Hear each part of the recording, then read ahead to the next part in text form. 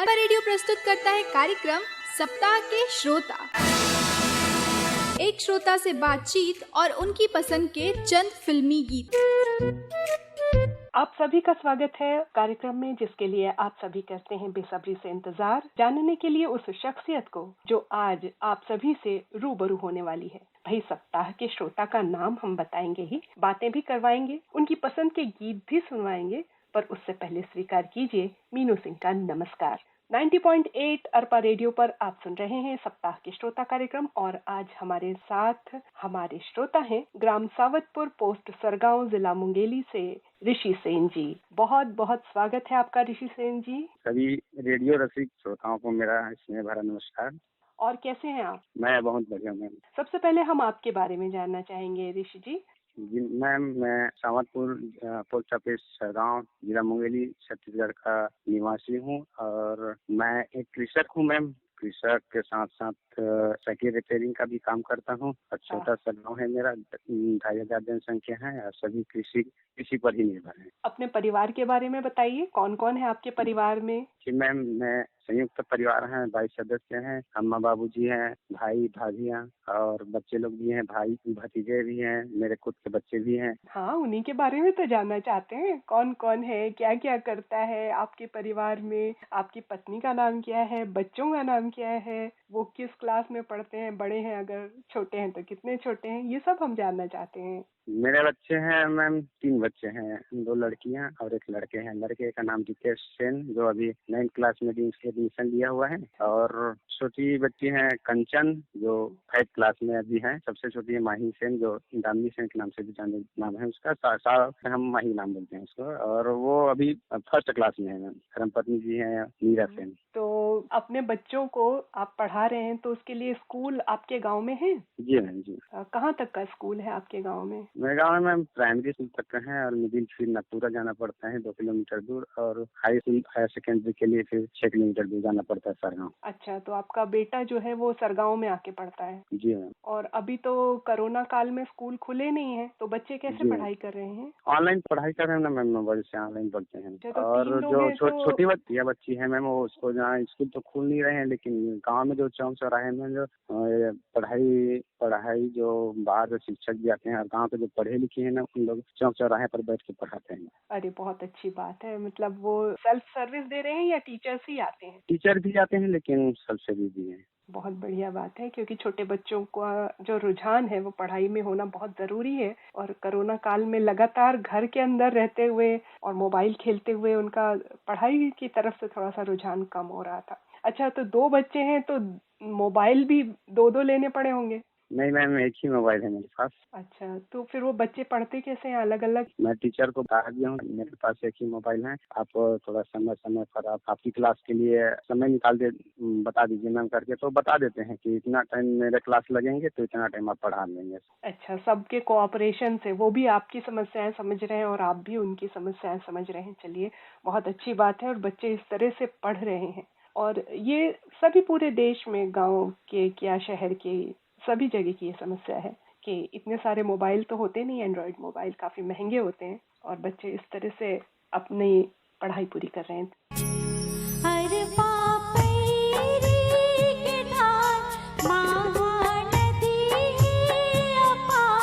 ये है आपका अपना अरपा कम्युनिटी रेडियो बिलासपुर और अरपा वेब रेडियो।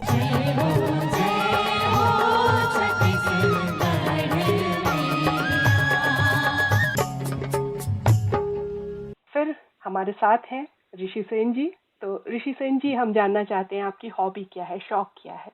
मैम, मेरा शौक तो क्रिकेट खेलना, देखना, और सबसे शौक मेरा रेडियो सुनना। ये मेरी बहुत बड़ी शौक है। रेडियो के जरिए क्रिकेट का शौक हुआ या क्रिकेट के लिए रेडियो सुनना शुरू हुआ? नहीं, मैं पहले 18 साल की उम्र तक क्रिकेट खेलता रहा, 18 से 25 के लगभग। के बाद फिर मैं रेडियो की प्रति इतनी दीवानगी बढ़ गई कि मैं क्रिकेट को छोड़ दिया, रेडियो ही सिर्फ सुनता हूँ। मेरे पास 2-3 सेट रेडियो है। अच्छा, क्रिकेट में क्या पसंद था? बॉलिंग क्रिकेट में मैं ऑलराउंडर था। क्या बात है।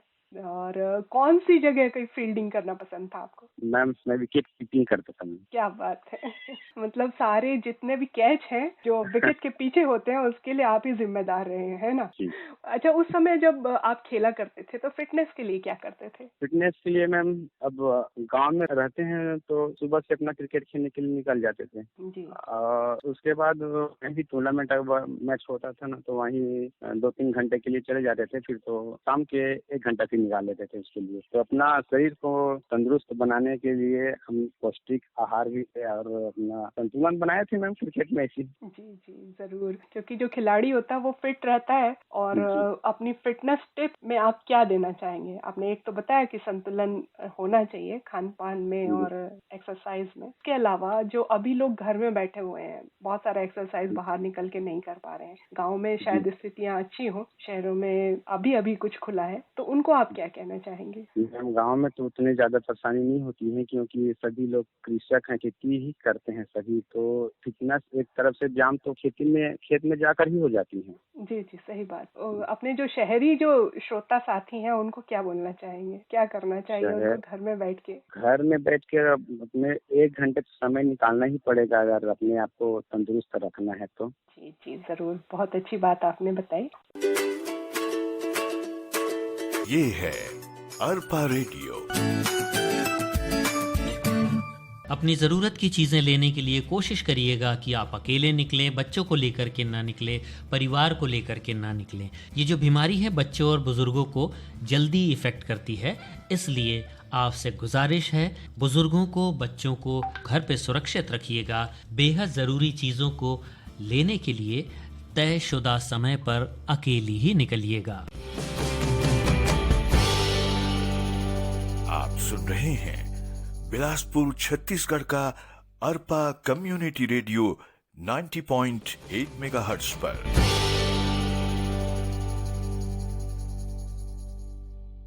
अरपा रेडियो 90.8 एफएम पर आप सुन रहे हैं सप्ताह के श्रोता। और आज के इस कार्यक्रम में हमारे साथ हैं सावतपुर से ऋषि सेन जी। ऋषि सेन जी, आपने बता दिया कि आपको क्या पसंद है और आप रेडियो सुनते रहे हैं। अब हम जानना चाहेंगे आपके व्यवसाय के बारे में। हम कृषि है, खेती करता हूँ और समय निकाल कर मैं साइकिल रिपेयरिंग का भी काम करता हूँ। मैं साइकिल रिपेयरिंग काम जो मैं के रेडियो सुनता था ना, बिलासपुर आकाशवाणी से बहुत ही प्रभावित हुआ था। मैंने इसी के चलते मैं साइकिल रिपेयरिंग का काम सीखा और अपने गांव में की व्यवसाय को अपनाया है। अच्छा, ये खेती में आप कितनी जमीन है आप लोगों की? मैम हम लोग संयुक्त परिवार हैं तो 11-12 एकड़ खेती करते हैं। संयुक्त परिवार हैं तो उसकी वजह से काम बढ़ जाता होगा, एक व्यक्ति पर ज्यादा भार नहीं आता होगा, ये फायदा होता है। जी मैम। और अपने गांव के बारे में बताइए। मेरा छोटा सा गांव है, शिवनाथ नदी के किनारे बसा हुआ है, 2500 जनसंख्या और सभी तो कृषि पर ही निर्भर हैं, सभी खेती करते हैं। वो 25% है बस सर्विस करते हैं, बाकी सब खेती पर निर्भर है। और सुविधा में सभी चीजें हैं, स्कूल हैं, अस्पताल हैं। अच्छा। और जो अभी जो सरकारी योजना सरकार की तरफ से मिल रही है उसका भी कार्य पूर्ण चल रही है। और अभी क्या बोया जा रहा है आपके गांव में? अभी धान की रोपाई के काम चल रहे हैं। अच्छा, 1 एकड़ में कितना धान हो जाता होगा आपके यहाँ? अब 1 एकड़ में मैम 25-26 क्विंटल आ जाते हैं। तो अभी ऐसे गांव में कोशिश की जा रही है जैसे गोठान वगैरह बनाने की, कंपोस्ट खाद तैयार करने की, वो वैसा कुछ हो रहा है आपके गांव में? जी जी जी मैम। गोठान के बारे में थोड़ा सा बताइए, हमारे जो दूर दूर के श्रोता हैं दूसरे प्रदेशों के, वो इसके बारे में नहीं जानते हैं। गौठान में जो गांव के ही सभी किसानों के मवेशियों से गोबर खरीदी की है और वहां से जैविक खाद बना रहे हैं, कंपोस्ट, और उसी खाद को अपने खेत में डालने के लिए सभी को दे रहे हैं मैम। अच्छा, जैविक खेती के लिए तैयारी की जा रही है। और जी। पूरी दुनिया में जो जैविक खेती से उत्पन्न जो फसलें हैं उनकी कीमत काफी ज्यादा होती है, क्योंकि वो तमाम बीमारियां जो होती हैं हम डालते हैं कीटनाशक वगैरह से या रासायनिक खाद से, उनसे वो हमको बचाती है। तो इसका प्रयास हो रहा है, वो आपके गांव में भी हो रहा है। जी। आपने अभी थोड़ी देर पहले कहा था कि आपने आकाशवाणी सुनने के बाद आपने एक और व्यवसाय चुना, साइकिल रिपेयरिंग का। तो हम ये जानना चाह रहे हैं कि रेडियो आप कब से सुन रहे हैं? जी मैम, रेडियो तो मैं वैसे 1991 से सुन रहा हूँ। अच्छा, जब से बिलासपुर स्टार्ट हुआ। जी मैम, और मैं बिलासपुर आकाशवाणी में 1991 से सुनता आ रहा हूँ, और पत्र प्रेषित किया हूँ मैं 1995 में। तब से मैं लगातार सभी आकाशवाणियों में पत्र प्रेषित कर रहा हूँ। अरपा रेडियो कब से सुन रहे हैं आप? अरपा रेडियो मैम तो मैं 1 अप्रैल से सुन रहा हूँ, तो अपने कार्यक्रम दे रहे थे, और जब से अब ये श्रोताओं की कलम और ये सप्ताह के श्रोता अनीश के संग मितान मन की पसंद अरपा शीर्षक के कार्यक्रम किसी दिन मैं मिस नहीं करता मैम। बहुत ही बढ़िया कार्यक्रम दे रहा है। और अपनी तरफ से कुछ सुझाव देना चाहेंगे अरपा रेडियो में? अरपा रेडियो मैम ये तो 15 किलोमीटर की दायरे में प्रसारित कर रहे रेडियो से, और अगर थोड़ी सी रेंज को और बढ़ा देते तो मैम, मैं जहाँ रहता हूँ वहाँ से तो बिलासपुर 30-35 किलोमीटर दूर है, तो थोड़ा सा बढ़ जाता है, तो अपने रेडियो से हम सुनने का मजा ही कुछ और हो जाएगा। अच्छा, ऐप के जरिए आप सुन सकते हैं पूरी दुनिया में जी कहीं भी। मैम, जी जी, तो चलिए, बहुत अच्छा लगा ये जानकर कि आपको हमारे कार्यक्रम बहुत पसंद आ रहे हैं और आप मिस नहीं करते। अरे सावित्री, कहाँ जाथस? बने नवा नवा साइकिल रेंगात? स्कूल जाता बड़े माँ। स्कूल कैसे? ते बने होगे बेटी? हाँ बड़े अम्मा, बने हो गए हो।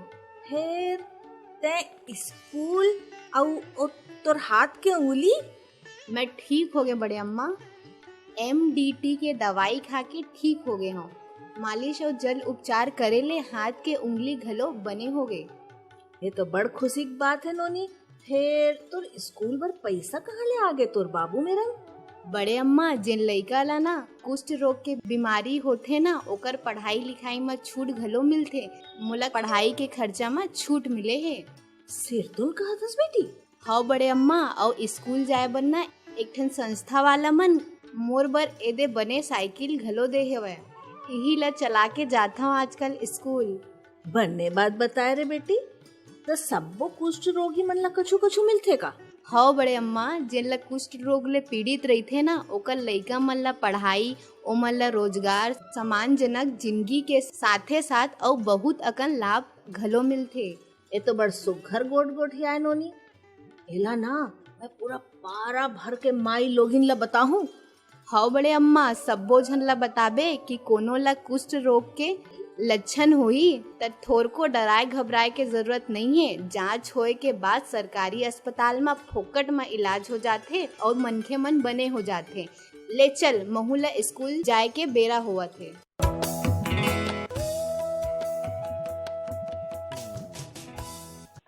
हम जानना चाहेंगे कि आपके आसपास कोई पर्यटन स्थल हो या कहीं घूमने जाने की जगह हो, ताकि हमारे जो और श्रोता हैं वो भी जाने कि आपके आसपास क्या है और वो क्या वहाँ उनके बारे में जानकारी ले सकते हैं।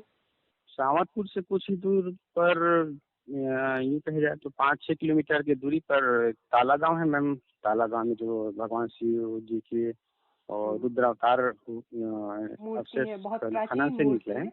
हाँ हाँ, वो देखने के बहुत ही बढ़िया है देखने में, और पर्यटक तो वही बहुत आते जाते रहते हैं वहाँ भी। जी जी, काफी और प्राचीन मूर्ति है, और मेरे ख्याल से देवरानी जेठानी मंदिर भी वहीं पर है ना। कहा जाता है। जी जी जी। जी जी जी। हाँ, और ये तो है ना मैम, मटकू द्वीप है यहाँ पे। मटकू द्वीप और ताला गांव के बीच में तो मेरा छोटा सा गांव है। हाँ, तो अच्छा। मटकू द्वीप में भी वो एक 11वीं शताब्दी अवशेष निकला हुआ है उस खनन के द्वारा। तो घूमने लायक तो बहुत ही बढ़िया जगह है वहाँ। तो द्वीप है, और चारों किनारे में नदी के बीच में मटकू द्वीप है। कौन सी नदी के बीच में है? शिवनाथ नदी के बीच में। और वहां जाने के लिए कैसे जाना होगा अगर पहुंच भी गए तो? जी मैम, मटकू द्वीप जाने के लिए अपना रायपुर और में बिलासपुर वाला मेन रोड है, वहाँ से बैतलपुर गांव है छोटा सा, वहाँ से फिर 6-7 किलोमीटर के से दूरी पड़ेंगे मटकू द्वीप के लिए, और सीधा रास्ता है, मेन रोड बना हुआ है वहाँ जाने के लिए। अच्छा, और द्वीप पहुंचने के लिए? द्वीप जो रास्ता पूरा द्वीप ही जाएंगे मैम। अच्छा, तो नदी को नाव से पार नहीं करना पड़ता? नहीं, नदी के लिए वो पुल बना हुआ है ना। अब पुल बन गया है?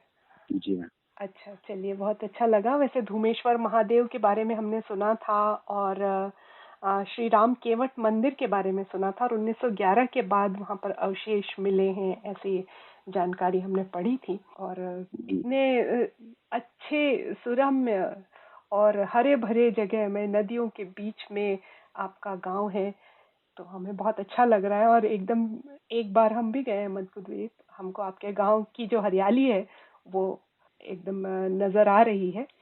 तो हम ये जानना चाहेंगे, जैसे बारिश का मौसम है तो इसमें नदियों में बाढ़ भी आ जाती है, तो उससे आपके जो गांव है और आसपास के गांव हैं उनमें परेशानी होती है? जी मैम, बहुत ही परेशानी होती है मैम। आसपास के गांव तो डूब जाती है मैम। और मेरा गांव तो खैर नदी से 1.5 किलोमीटर की दूरी पर है और गांव तक तो नहीं पहुंच पाता, लेकिन खेतों की फसल पूरी तरीके से चौपट हो जाती है। तो फिर क्या करते हैं? जैसे गांव में पानी भर गया, घरों में पानी भर गया, तो उससे बचने का कुछ तरीका आप निकालते हैं? अब बचने की तरीका तो ये दूसरे गांव में शरण लेना ही पड़ता है। अच्छा। और आवागमन का जो रास्ता रहता है वो भी बंद हो जाती है ना, सभी रोड पानी में डूब जाती हैं। ज्यादा बाढ़ की वजह से आप लोगों को ये तकलीफें नदी के किनारे होने के कारण सहनी पड़ती है। जी जी। और जैसे घरों में है, मवेशी है और घरों में रखा हुआ अनाज वगैरह है, जब पानी भरता है तो उसके लिए आप लोग क्या व्यवस्था कर पाते हैं? अनाज के लिए मैम पहले से व्यवस्था करना पड़ता है कि बारिश हो रही है तो उसकी सुरक्षा अपने एक दो जैसे अपना वो टेबल वगैरह के ऊपर रखते हैं मैम। अच्छा। और तो फिर छत के ऊपर जब मकान बनाए हैं तो उसी में डाल देते हैं ताकि वो सुरक्षित रहे बाढ़ आने पर भी। तो जैसे आपका पानी बाढ़ आ गई तो उसका मुआवजा वगैरह मिलता होगा? मिलता है लेकिन बहुत लेट में मिलता है, समय लग। तो हाँ। ये सारी एक कृषि की जो समस्या है उससे आप मतलब जूझना ही पड़ता है आप लोगों को, आती है बाढ़ की या कम पानी की, तो वो जूझना ही पड़ता पहले क्या होता था मैम, अपना गांव है जो ना, वो भगवान भरोसा कहा जाए, तो पानी जब ऊपर से गिरेंगे तभी फसल होंगे, इस टाइप का था। हाँ। लेकिन यहाँ के जो किसान लोग जागरूकता दिखाए कि सभी किसान इकट्ठा होकर राशि इकट्ठा किए और नदी तो किनारे में ही गांव के, तो उसका फायदा किस तरह से लिया जाए, तो सभी पैसा इकट्ठा करके वहाँ पर एक पंप बैठाए मैंने। तो पंप बैठाए तो यहाँ का जो 400 एकड़ जमीन है ना, उसी में पानी की पलायु हो जाती है। तो एक अकाल की स्थिति यहाँ नहीं रहती है सामातपुर में। बहुत ही अच्छी बात बताई आपने, हमें सुनकर बहुत अच्छा लगा। देखिए, सब मिलकर चलें तभी तरक्की होती है। आपने बहुत बड़ी बात कही है कि सारे और लोग मैम मिले। जैसे, हाँ जी, जैसे गांव में हैंड पंप हैं और घरों में ट्यूबवेल रखे हैं, तो उसका पानी गर्मी के दिनों में लेवल डाउन हो जाती है, तो गांव के किनारे जितने भी तालाब हैं तो वहाँ पर पानी को हम भर देते हैं ताकि पानी का जो लेवल बना रहे इस टाइप। देखिए, ये कितनी बड़ी बात है और बहुत छोटी सी बात है। अगर सारे लोग समझ जाएं कि जमीन में पानी का लेवल जो है वो नीचे नहीं गिरना चाहिए, वरना जमीन बंजर हो सकती है, चाहे वो नदियों के किनारे ही क्यों ना हो। आप लोगों ने बहुत अच्छे प्रयास किए हैं और इसके लिए आप सभी को साधुवाद, पूरे गांव को हम बधाई देना चाहते हैं कि आपने ऐसी समझ रखी और सब मिलकर चले।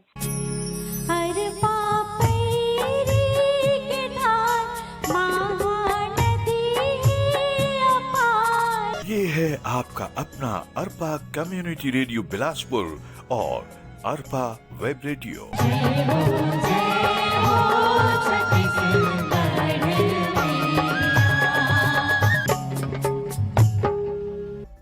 ऋषि जी, आपसे बात करके हमें बहुत अच्छा लगा। हमें उम्मीद है हमारे श्रोताओं को भी हमारी बातचीत पसंद आई होगी। आपने हमारे लिए वक्त निकाला, इसके लिए बहुत बहुत धन्यवाद। अभी आप सुन रहे थे कार्यक्रम सप्ताह के श्रोता, और आज के हमारे श्रोता थे ग्राम सावतपुर, पोस्ट सरगांव, जिला मुंगेली से ऋषि सेन, और इनसे बातचीत कर रही थी मीनू सिंह।